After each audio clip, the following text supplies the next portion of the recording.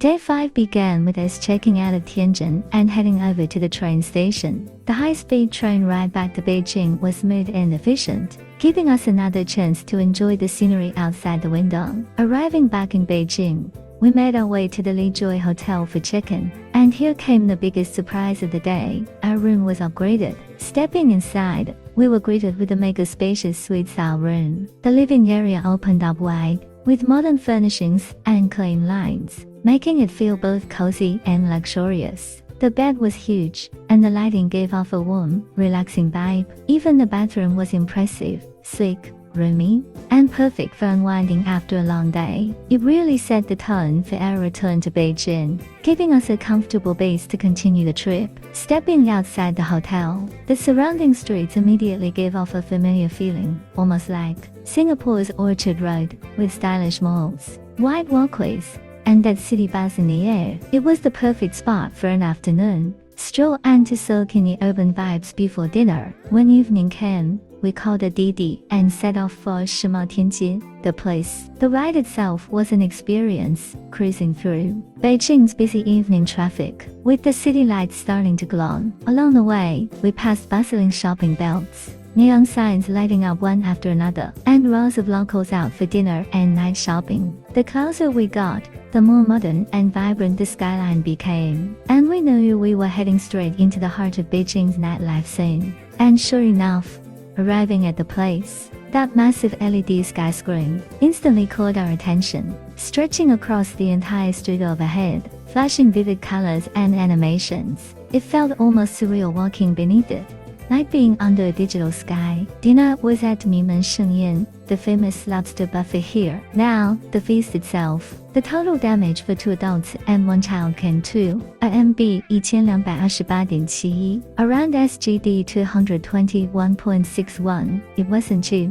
but once you saw the seafood lineup, you'd understand why. The buffet was massive. Rows of live seafood tanks greeted us right at the start, where chefs would cook your order fresh. There were counters for Chinese cuisine with roasted meats, braised dishes, and dim sum. A western corner offered pastas, steaks, and grilled vegetables. Then came the Japanese sushi and sashimi counter, salmon, tuna, even scallops, and the dessert section, absolutely indulgent, with colorful cakes, fruit platters, chocolate fountains, and even a freezer filled with Haagen-Dazs ice cream. It was the kind of spread where you felt like you needed 3 stomachs just to try everything. But let's be honest, for me, it was lobster or nothing. Every round, I'd queue up, watching the chefs split open the live lobsters, steam or grill them, and hand over these fresh, piping hot, juicy pieces. The meat was tender, sweet, and bursting with flavor. I sat down,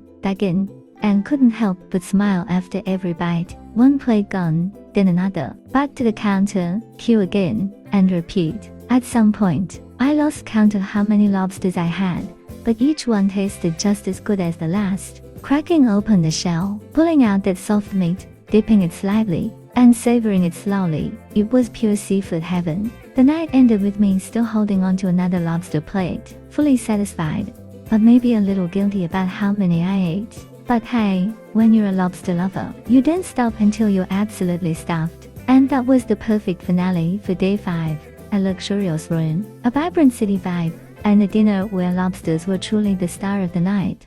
Day 6 in Beijing was a little simpler, but not less meaningful. Today's main itinerary was a visit to the Temple of Heaven Tiantan, one of Beijing's most iconic landmarks. We started our journey by entering through the East Gate.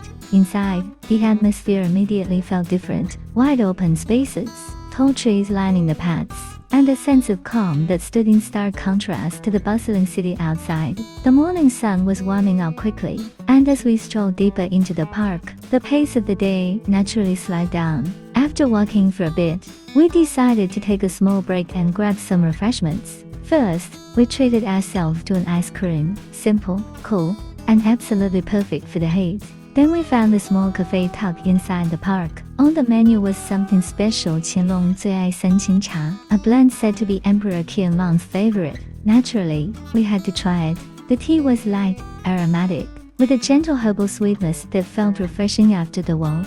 paired with a small delight from the cafe. It was a nice moment to recharge before continuing on. Now re-energized, we made our way to the first major stop, the Hall of Prayer for Good Harvests, Qinyan. This is probably the most famous building in the entire complex. A magnificent circular hall with 3 layers of blue-tiled roofs, perched on a massive white marble base. Standing in front of it, you can't help but be amazed at the symmetry and the vibrant colors of the design. The blue tiles represent the sky, while the round structure symbolizes heaven. We lingered here, taking plenty of photos, each angle more majestic than the last. After soaking in the Qinyan, we headed towards the Huangqian, another significant hall in the complex. Compared to the grand circular prayer hall, this one carried a more solemn atmosphere. Inside, the exhibits highlighted the ceremonial objects and offerings once used during the emperor's rituals. It gave a deeper sense of how seriously the emperors took these prayers. Every item had its symbolism, from jade pieces to ceremonial vessels.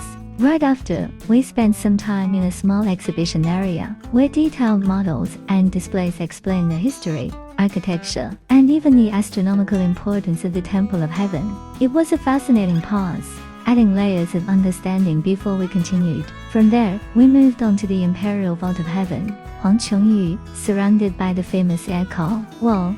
They say if the people stand at opposite ends and whisper, the acoustics will carry the sound clearly. The architecture here isn't just beautiful, it's clever and functional.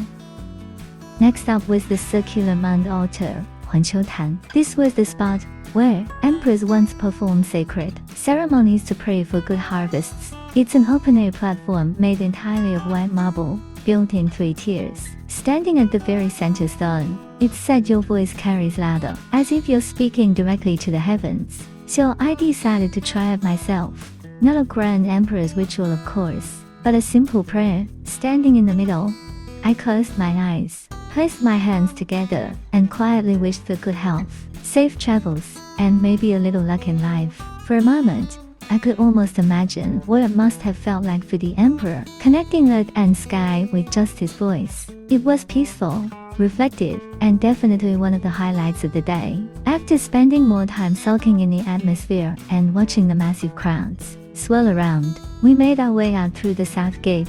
By then, we had walked quite a bit, the sun was high, and it felt like the right time to head back and rest. Back at the hotel, we took a breather, recharged, and then decided to end the day at the integrated shopping mall right next door. For dinner, we settled on Fei Da Chu, a popular spot known for its hearty Hunan cuisine. The dishes came sizzling hot, full of spices, flavors, and that unmistakable kick of heat. After a long day of walking through history, this was the perfect comfort food to bring the evening to a close. And with that, day 6 wrapped up, a day that balanced cultural exploration with personal reflection and simple relaxation. From the grand architecture of Tiantan to the cozy flavors of dinner at Fei Da Chu, it was a reminder of how Beijing blends the old and the new seamlessly.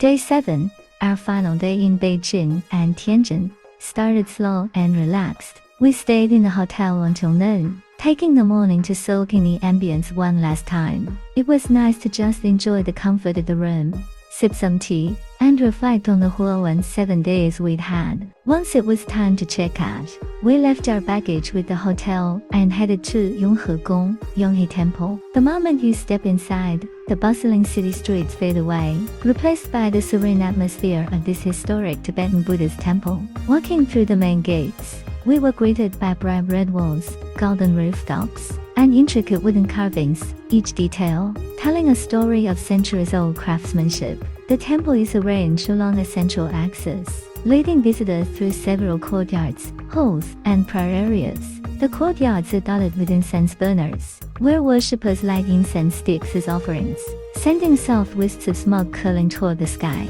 Inside the main halls, the scent of incense mixed with the subtle aroma of polished wood. We paused to admire the giant statues of Buddha, each adorned with colorful robes and delicate gold leaf details. Some halls feature wall murals depicting historical events and spiritual teachings, providing a visual narrative of Buddhist history.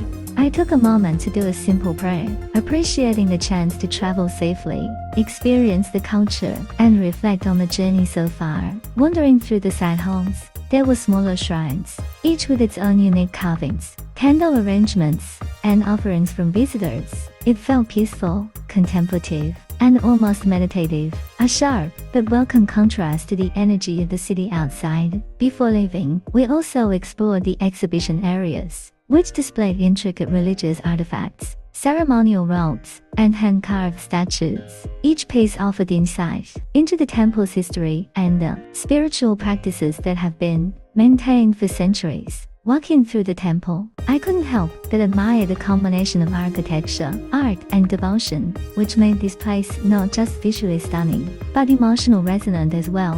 After the temple visit, we tried to make our way to Gongwangfu, Prince Gong's mansion. Unfortunately, by the time we arrived, it had already closed for the day, but that didn't stop us from strolling around the surrounding area, enjoying the streets, old architecture, and little pockets of local life. Small tea shops, traditional craft stores, and the quiet rhythm of Beijing streets in the late afternoon. Eventually, we made our way back to the hotel to collect our luggage. The journey to the airport was smooth, giving us time to reflect on the highlights of the trip, the grandeur of the Great Wall, the historic streets of Tianjin, the cultural depths of Gugong and Tiantan, and of course, all the incredible food, from lobsters to Hunan cuisine.